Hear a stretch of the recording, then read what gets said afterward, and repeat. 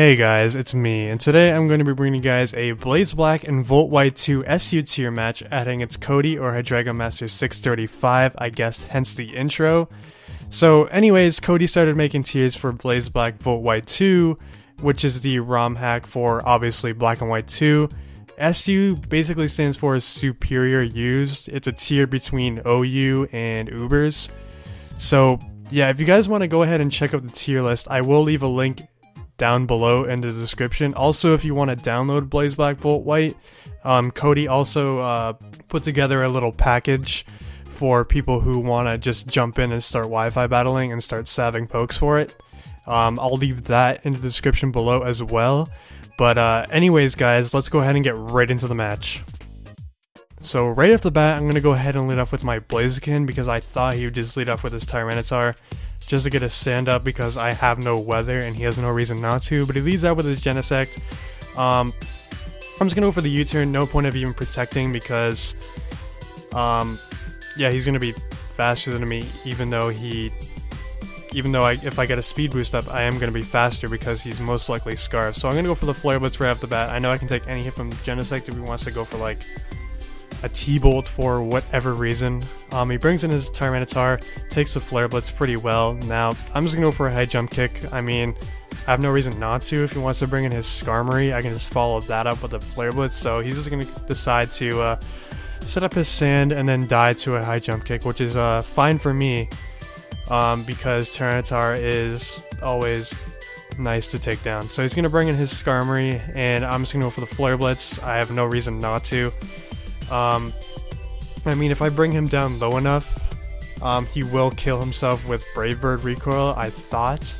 But Flare Blitz doesn't do as much as I thought it would, but then again, Skarmory is very defensive, so I don't know why I thought that. I was just underestimating Skarmory's defenses. Even though I brought one of my own, I underestimated its abilities to take physical hits. So I'm going to bring in my Barrel Sect after he takes out my Blaziken, take it out with an Ice Beam, but now since I'm locked in the Ice Beam, he can bring in his Genesect and threaten me out with the Flamethrower, so I'm going to go into my Gastrodon. He does predict my switch very nicely. I was contemplating staying in and going for another Ice Beam, because if I did that, then nothing on his team can really take an Ice Beam well, because he has a Zapdos and a Garchomp. But he switches in Zapdos here. I was thinking the only reason why you'd bring this thing in is if you have the HP Grass. So I'm going to go to my Latios, predicting the HP Grass, and he subs, so I'm thinking, what is this Zapdos? Alright, let's go for a Side Shock just to obviously break the sub. I want to see what he goes for. He goes for Toxic, so that automatically confirms that he is defensive. I don't know, you know, which side he's invested in, let it be physical or special, but I'm gonna go for a Draco Meteor anyway. I do miss, and I did the calcs. That miss sorry, definitely mattered. It definitely mattered. And in the Skype call, he's like, nah man, that didn't matter, but it does, because I am Soldew and I am modest, so that definitely mattered. So I go for a Side Shock. I was just fed up with missing, so I just went for Side Shock. He does bring in his Genesect. I could have went for Draco Meteor and completely annihilated that thing, but I decided not to, so I don't know why he switched in that thing. It was kind of like, I guess he's like, hey, I'm a Steel type and I resist, so I guess I'll switch it in. I guess that was his thought process. So me predicting the U-turn or the Ice Beam, I'm going to go to my Barrel Sect, and now I'm going to bring in my Skarmory on his Excadrill as he switches that in. I go for my Stealth Rocks because that Zapdos is annoying me. He does predict me to not Whirlwind him out, and he's going to go for the Swords Dance, and I Whirlwind him out into his Zapdos after I take like I don't know, let's say 60%, no, 60%. I take like 35% from that Rock Slide. So I don't want to take a Thunderbolt or something like that. So I go to Latios. I still don't know why I went into this. I can easily go to my Gastrodon, but I don't want him Toxicking my Gastrodon.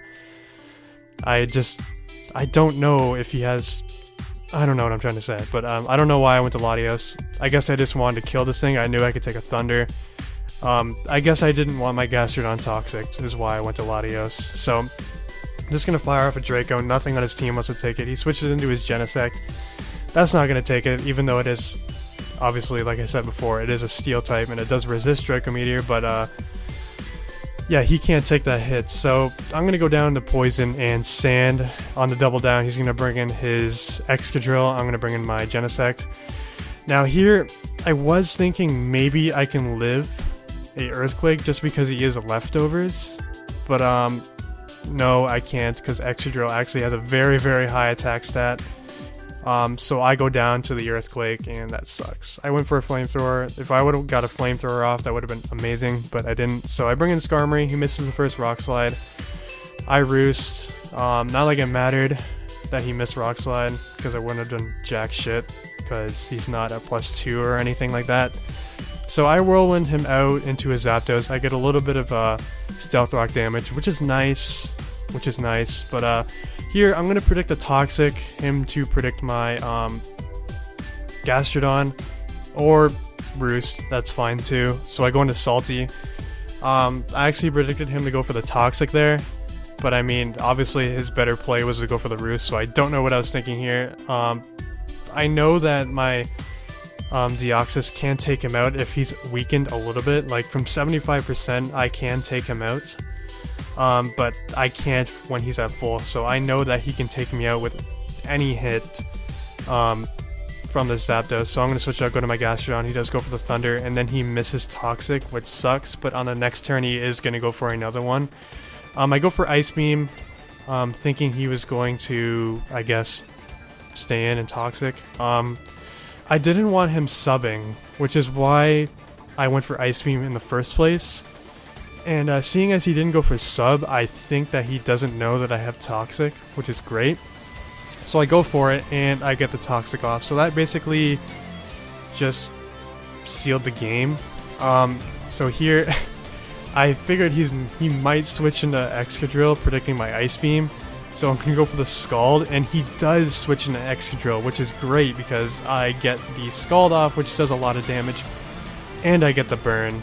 The Burn was just salt in the wound at this point because, I mean, I do have Skarmory to take this thing on, and he just goes for a Swords Dance, I guess.